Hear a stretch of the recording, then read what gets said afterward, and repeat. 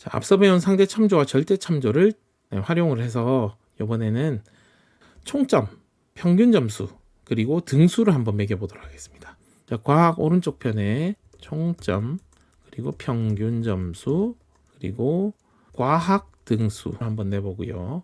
그리고 전체 등수, 제 총점의 등수를 한번 매겨보도록 할게요. 이렇게 하니까 요 예쁘게 꾸며져 있던 것에서 추가를 해버리니까 이렇게 예쁘지 않은 내용들이 나와버렸어요. 그때 요걸 해결하는 방법은 여기 과학 부분을 복사를 해서 총점 부분에 가서 마우스 우클릭을 하면 메뉴가 나타납니다. 이 중에 선택하여 붙여넣기에 서식만이라고 있는데, 서식만이라고 누르면 우리가 일반적으로 복사 붙여넣기 할 때와는 다르게 꾸밈들, 글자 테두리의 굵기, 글씨 색깔, 배경 색깔 이런 것들만 붙여넣기가 됩니다. 그래서 이렇게 붙여넣어줬고요. 그 다음에 마찬가지로 얘를 계속 복사해서 나머지 값들에도 붙여넣기를 서식만 하게 된다면 통일된 양식을 볼 수 있고요. 자, 먼저 총점을 구해 볼게요. 총점을 구하는 방법은 참조를 이용합니다. 자, 상대 참조를 이용하고요.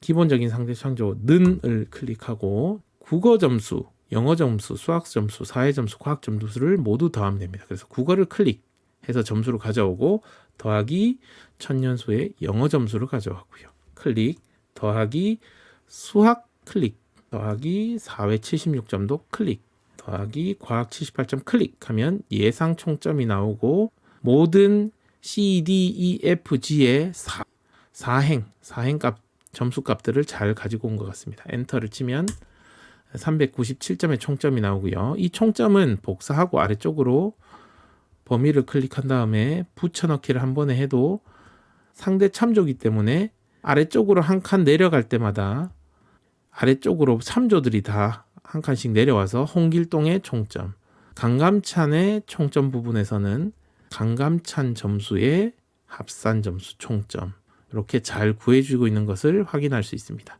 여기 색깔이 있는 셀들이 참조 셀인데 여기에 있는 C7, D7 하는 요 셀 이름하고 이렇게 똑같이 색깔이 되어 있기 때문에 시각적으로 확인할 수가 있습니다. 이게 제대로 작동하고 있는지 직관적으로 확인할 수가 있습니다. 평균 점수도 한번 내보겠습니다. 평균 점수는 어떻게 내냐? 평균 점수는 총점을 가지고 오고요. 과목 수로 나누어 줍니다. 과목 수는 하나, 둘, 셋, 넷, 5과목이니까 5 해서 엔터를 치면 입력이 되고요. 같은 방법으로 복사를 해서 붙여넣기를 하면 상대 참조로 내가 가져온 총점이 아래쪽으로 한 칸 내려갈 때마다 아래쪽 한 칸 밑에 있는 총점을 가져오기 때문에 계산이 잘 되고 있는 게 확인되고 있습니다. 그래서 평균 점수가 가장 높은 사람은 전년수, 그리고 가장 낮은 사람은 이성계, 이렇게 되어 있는데요. 이 상황에서 이제 등수를 매겨보고 싶은데 등수는 조금 까다롭습니다. 왜냐하면 이 등수는 지금 총점과 평균 점수 같은 경우에는 사칙 연산으로 쉽게 가능하지만 등수 같은 경우는 일단 각각을 다 비교를 해야 되고요. 각각 다 비교를 해서 가장 높은 값을 1이라고 해야 되고 그 다음 높은 값은 2라고 해야 되고 이런 것들은 프로그래밍이 되어야 되거든요. if문을 섞어서 만약에 이렇게 물어보는 거죠. if문을 여기서 사용해서 쓰려고 하면 너무 복잡한 수식이 나오기 때문에 여기서 하는 방법은 는이라고 누르고 우리가 과학 등수는 랭크입니다. 영어로 RANK를 입력하면 자, 영어로 랭크와 관련된 수식들이 나오게 됩니다. 관련된 영어 치면 이 랭크와 관련된 수식들이 나오기도 하고요. 혹은 여기 더보기 누르면 여기 함수 아이콘이 있습니다. 함수 아이콘을 클릭하면 여기에 관련 함수들이 쭉 찾아볼 수 있도록 되어 있습니다. 근데 너무 많은 함수들이 있어서 사실 이 함수들을 다 하나하나 찾아보기에는 너무 힘들고요. 스프레드시트 등수 구하는 법이라고 검색을 하면 스프레드시트에서 등수를 구하는 함수와 사용법이 설명된 게시물을 찾아볼 수가 있습니다. 자, 그래서 한번 구해보면 랭크, 괄호. 그래서 요 수식의 사용법은 일단 공통적으로 는, 수식명, 괄호, 그리고 파라메타들, 수식에 들어가는 필요한 어떤 값들 지정되게 되고요. 우리가 파이썬에서 배우는 함수랑 사용 방법이 매우 유사하죠. 그래서 함수명은 랭크를 사용을 했고요. 여기에 설명이 나옵니다. 자세하게 하려면 화살표를 누르면 더 자세한 정보들이 나타나고요. 랭크란 함수는 랭 첫 번째로 값, 들어가고요. 콤마 데이터들이 들어가고 콤마 오름차순 내림차순이 들어갑니다.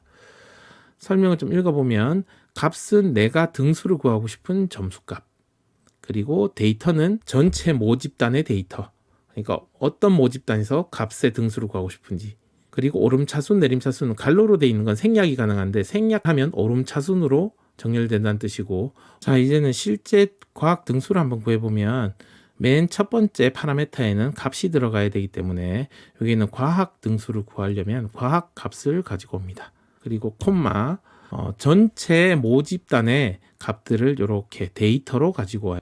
그리고 오름차순 내림차순은 생략하면 등수가 구해집니다. 엔터를 쳐보면 자, 요 수식은 이렇고요. G4가 값이고 요 G4 값을 전체 모집단 G4에서 8까지 요 모집단 점수, 과학 점수들 사이에서 몇 등인지 구하세요 하면 1등이 89고 2등이 78로 2등 잘 구해진 것 같습니다. 자, 요게 잘 구해졌으니까 복사해서 붙여넣기를 진행을 하면 말도 안 되는 등수들이 입력이 돼요. 그래서 왜 이렇게 오류가 나지? 1, 2, 3, 4, 5등이 나오지 않고요. 확인을 해보면 자, 두 번째 홍길동의 점수를 확인해 보면 자, 앞에 있는 값은 상대 참조로 잘 가지고 왔어요. 이제는 천연수의 등수가 아니라 홍길동의 등수를 구해야 되기 때문에 한 칸 내려온 홍길동의 과학 점수를 가지고 와야 되는데, 문제는 모집단 전체 성적의 범위를 가져올 때 밑으로 한 칸 내려와서 상대 참조를 하는 바람에 천연수의 점수는 모집단에서 빠져버리고 어디가 밑에 데이터가 없는 빈 칸이 하나가 추가돼 버렸어요. 그래서 이 전체 4명 중에 등수를 구하는 식이 돼버렸고요. 이 4명 중에 2등이기 때문에 여기는 수식이 2등이다 라고 계산을 해준 겁니다. 자, 이건 잘못됐으니까 이거를 바로 잡는 방법은 밑에 건 다시 지우고요. 맨 위에 여기 과학 등수를 구할 때 모집단을 절대 참조로 바꿔줘야 되겠습니다. 그래서 F4를 누르면 달러 표시가 붙게 되고요. 이렇게 되면 더 이상 모집단은 움직이지 않는 고정된 상태가 되기 때문에 컨트롤 C 복사를 해서 컨트롤 V 붙여넣기를 하면 여기 홍길동을 다시 한번 확인해 볼까요? 모집단은 움직이지 않고 원래 5명의 과학 선적이 잘 들어갔고요.